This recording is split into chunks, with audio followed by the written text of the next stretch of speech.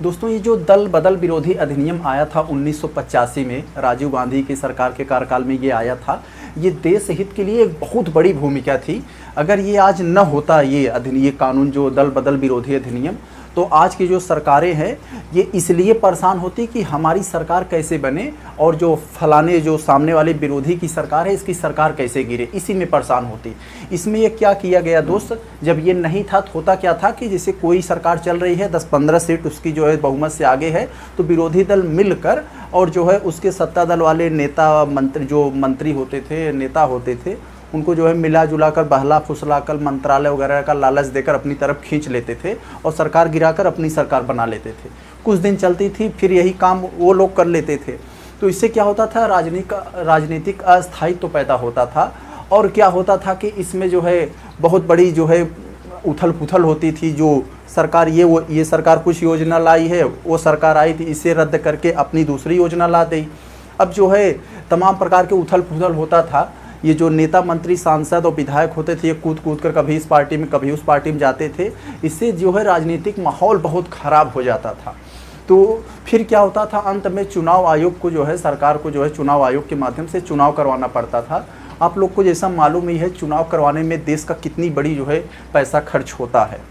तो इसी को देखते हुए राजीव गांधी ने अपने कार्यकाल में 1985 में एक अधिनियम लाए, दल बदल विरोधी अधिनियम।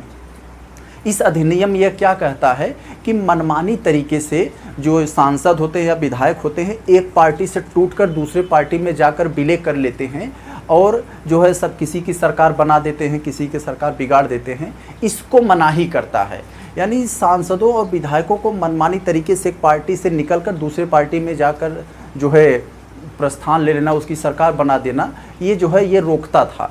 ऐसा होता क्यों था कि जैसे कोई सरकार जैसे पीछे है, मान ले 10, 15, 20 सीट आगे, तो क्या विरोधी दल क्या होते थे, मिलाकर मंत्रालय वगैरह का लालच देकर, अरे आओ हमारे साथ आ जाओ, तुम्हें मंत्री बना देंगे, वहाँ जो छुच्छे बैठे हो। तो इसी सब के कारण जो है चले जाते थे और उस किसी की सरकार बन जाती थी, किसी की गिर जाती थी। तो बहुत ज़्यादा राजनीतिक अस्थायित्व देखने को मिलता था। तो इसको आने से क्या हुआ कि अब मनमानी तरीके से आप जो है उथल पुथल मेघा की तरह कूद कर इस पार्टी से उस पार्टी में नहीं जा सकते हैं। एक नियम, एक कानून के दायरे में होना चाहिए। ये जाते हैं, जा सकते हैं, लेकिन एक जो है नियम कानून। ये इसमें क्या था, ये दोस्त जो आया था ये दल बदल विरोधी अधिनियम, ये 1985 में 52वां संविधान संशोधन, 52वां जो है संविधान संशोधन के माध्यम से ये आया था। और इसमें यह प्रावधान किया गया कि जो है, इसमें यह प्रावधान किया गया कि मनमानी तरीके से नहीं जा सकते। 10 लोग 5 लोग ऐसे चले गए, किसी की सरकार बना दिए, किसी को बिगाड़ दिए। जनता ने उसे चुना है, आपको फलाने सरकार के लिए चुना है, आपकी वजह से, आपके उथल कूद की वजह से किसी फलाने की सरकार बन गई। तो ये तो ठीक नहीं हुआ, ये तो जनता के साथ भेदभाव हुआ। तो इसलिए कहा गया कि भाई जा सकते हो, लेकिन एक नियम होनी चाहिए। इसके लिए क्या होना चाहिए, कम से कम जितने सदस्य हैं आपके पार्टी में, जिस पार्टी से नेता टूट कर जा रहे हैं, उस पार्टी में जितने सदस्य हैं उसका कम से कम 1/3 यानी कि 33% कम से कम अगर टूट कर विलय कर ले, किसी दूसरी पार्टी में विलय करें, तब जाके यह मान्य होगा। अब जैसे मान लीजिए, जैसे आपको एक छोटा सा उदाहरण दें, जैसे बिहार में है एक नीतीश जी है सरकार और विपक्ष में जो है तेजस्वी जी है। अब मान लीजिए तेजस्वी जी 10-12 सीट से पीछे है। अगर ये कानून नहीं होता तो क्या होता कि वो जाते नीतीश कुमार और जो उनके नेता हैं उनके पास जाते, जो मंत्री नहीं बने हैं, तो क्या हुआ, जाते उनको बहलाते फुसलाते कि यार तुम्हें मंत्री नहीं बनाया गया, तुम ही तो सबसे बड़े नेता थे इसमें, तुम ही तो इस लायक के थे, हमारे साथ आ जाओ, हमारे पक्ष में वोटिंग कर दो, हम आपको जो है जो कहोगे वो मंत्रालय देंगे और भी सारी जो है बड़े बड़े मंत्रालय ये सब देंगे। तो क्या हुआ था कि वो लोग मिला जुला कर, वो कहते कि अपने और साथियों को मिलाओ, जिस पर राजी होंगे, जो चाहेंगे वो मिलेगा हमारे यहाँ। तो क्या होता था कि मिला जुला कर 10-15 लोगों को मिला जुला कर आराम से जो है खींच लेते और उनकी सरकार बन जाती। फिर क्या होता, कुछ दिन सरकार चलती, फिर जो है राजनीति के चाणक्य अमित शाह जी आते और बोलते कि, जाते तेजस्वी के नेताओं के पास, बोलते कह रहे यार तुम ही तो वो पार्टी हो जिसने तुम्हारी वजह से पार्टी चल रही है, तुमको नेता नहीं बनाया, वो बाहरी लोगों को बना दिया। फिर क्या करते, उन लोगों को मिला जुला कर कहें आओ हम तुम्हें मंत्रालय देते हैं, उससे बड़ा पद देते हैं तुम्हें। तो फिर क्या होता था, तेजस्वी जी के जो है कुछ जो है विधायक जो है आ जाते इधर बीजेपी या नीतीश कुमार के पक्ष में। तो क्या होता था कि फिर जो है अविश्वास प्रस्ताव लाकर उनकी जो है उनके अपने पक्ष में मतदान करा लेते, फिर जो है तेजस्वी की सरकार गिर जाती। फिर कुछ दिन बाद यही प्रक्रिया चलती, यानी 5 साल पूरी जो है यही प्रक्रिया सरकार बनने और बिगड़ने में ही सरकारें परेशान रहती कि हमारी सरकार कैसे बने और कैसे बिगड़े, इसीलिए परेशान रहती। तो जो है ये कानून आ गया, अब ऐसा नहीं होगा। अब जो है इस कानून के आने से 1/3 कम से कम वहाँ पर विलय करे तब होगा। यानी जैसे किसी पार्टी में 100 कैंडिडेट हैं और उसमें से 33 लोग अगर जाकर विलय करेंगे, 2, 4, 10 लोग जाएंगे तो ऐसा मान्य नहीं होगा। कम से कम 33 लोग जाके वहाँ विलय करें तब जाके यह मान्य होगा कि हाँ भाई ये ऐसा होगा।